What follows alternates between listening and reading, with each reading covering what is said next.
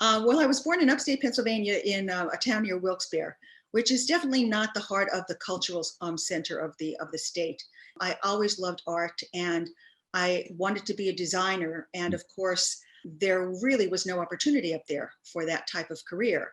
So I investigated some of the schools, and I decided Philadelphia had a lot of opportunities for that type of training. And I applied to a school. I was accepted. I came down, and I was thrilled when one of my professors offered me a job at his agency when I graduated.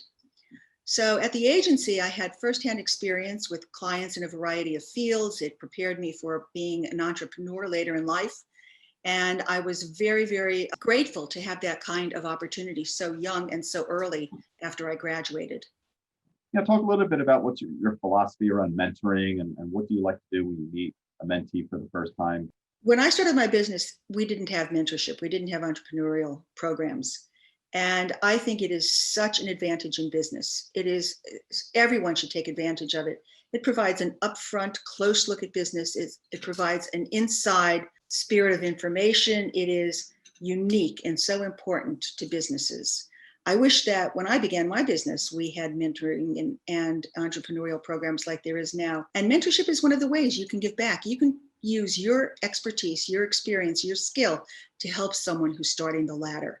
And to have that available to someone who's starting the ladder, I think, is a gift.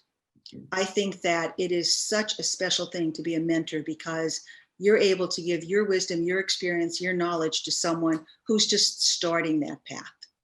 What would you say for a student who's interested in receiving some advice, getting some help, how maybe to best prepare for a mentor meeting? What should they be doing, and maybe even after the meeting? Is there anything you could tell students that they should really be trying to do? Must be willing to devote time to it. It's not something that you meet a mentor and everything will be great now because I have a mentor. You have to do your part as well. Yeah. I think that you really have to know what you're trying to achieve, what you want your business to do. Sometimes, you talk to people and they have no idea. They just think, I'll get a mentor and I'll be successful. Well, that's not the way it works. You have to really be aware that a mentor is a tool. And like any tool, it could work great, or if you don't use it properly, it just sits there in the drawer. Yeah. Any advice in terms of female entrepreneurs and from a mentoring perspective, how they can best develop their mentoring network and really make sure they leverage mentoring in the right way? So much of this is not a secret, it's logic. How you develop your mentoring network, how you develop any network, is talking, contacting. Do you know anyone who might be interested in this? Gee, that's my field. I would love to talk to that person. See how you can get to that person. It's not an easy street, but it's easier if you simply follow, how do I get to that? I mean, sometimes when I had my agency, I would say, how can I get to that person?